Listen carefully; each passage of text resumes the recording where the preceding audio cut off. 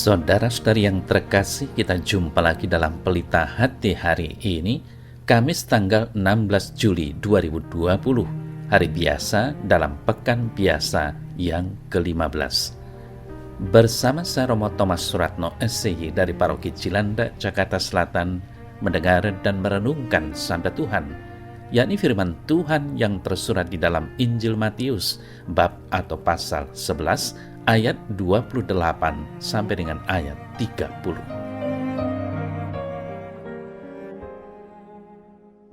Yesus bersabda, "Marilah kepadaku semua yang letih lesu dan berbeban berat, aku akan memberi kelegaan kepadamu. Pikulah kuk yang kupasang dan belajarlah padaku, karena aku lemah lembut dan rendah hati, dan jiwamu akan mendapat ketenangan. Sebab kuk yang kupasang itu enak dan bebanku pun ringan."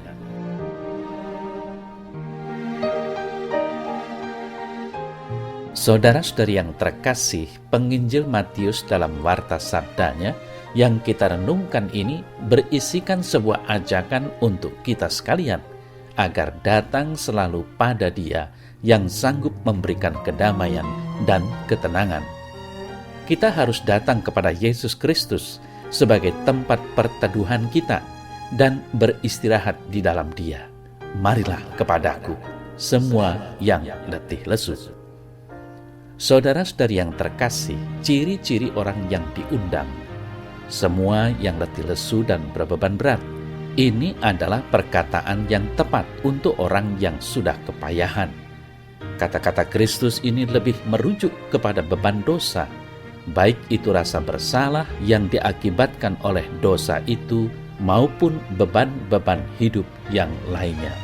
Yang diundang untuk beristirahat di dalam Kristus adalah mereka, dan hanya mereka, yang merasakan dosa sebagai beban dan yang merintih karenanya, dan juga beban-beban hidup yang lainnya.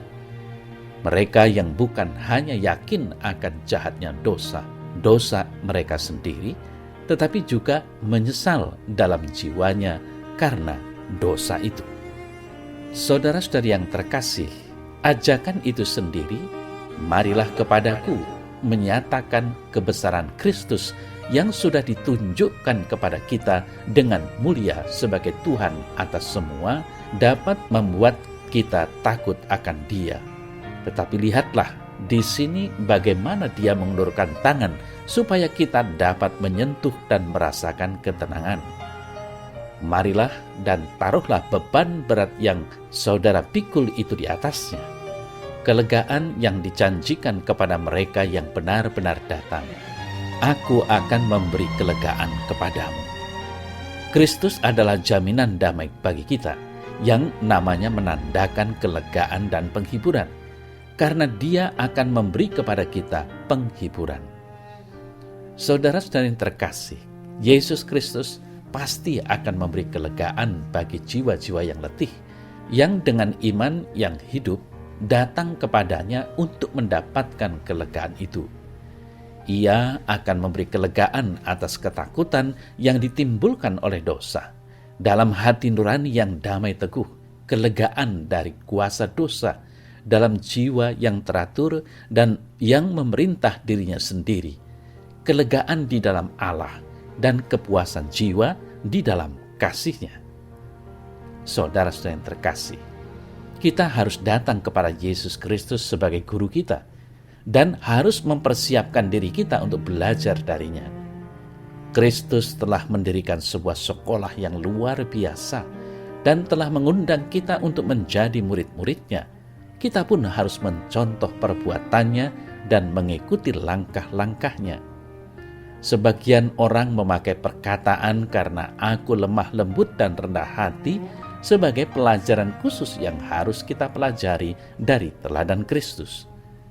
Kita harus belajar dari Dia untuk menjadi lemah lembut dan rendah hati, belajar dari Kristus, seperti juga kita harus belajar mengenal Kristus karena Dia adalah guru sekaligus pelajaran, pemandu sekaligus jalan, dan semua di dalam semua.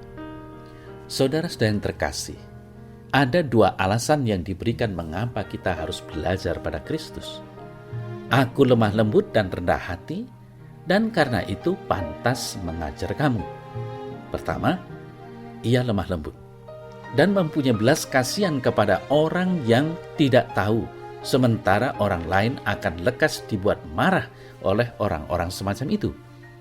Banyak guru yang mempunyai kemampuan, namun mempunyai sifat pemarah dan terburu-buru. Dan guru-guru seperti ini akan mudah mematahkan semangat orang yang lamban dalam berpikir. Tetapi saudara saya yang terkasih, Kristus tahu bagaimana bersabar menghadapi orang-orang seperti itu dan bagaimana membuka pengertian mereka. Sikapnya terhadap ke-12 muridnya merupakan contoh untuk hal ini. Ia lembut dan sabar terhadap mereka, dan ia memanfaatkan apa yang terbaik dari mereka. Meskipun mereka kurang perhatian dan cepat lupa, ia tidak bertindak berlebihan dalam menunjukkan kebodohan mereka. Saudara saya terkasih, yang kedua, ia rendah hati. Ia merendahkan dirinya untuk mengajar sarjana-sarjana yang miskin, untuk mengajar para pemula. Ia memilih murid-muridnya bukan dari istana, bukan juga dari sekolah, melainkan dari pinggir pantai. Orang-orang yang memiliki kesederhanaan hidup dan kepolosan hati. Inilah yang diinginkan Tuhan. Maka marilah kita semua sungguh-sungguh mau datang kepada Yesus dan belajar daripadanya.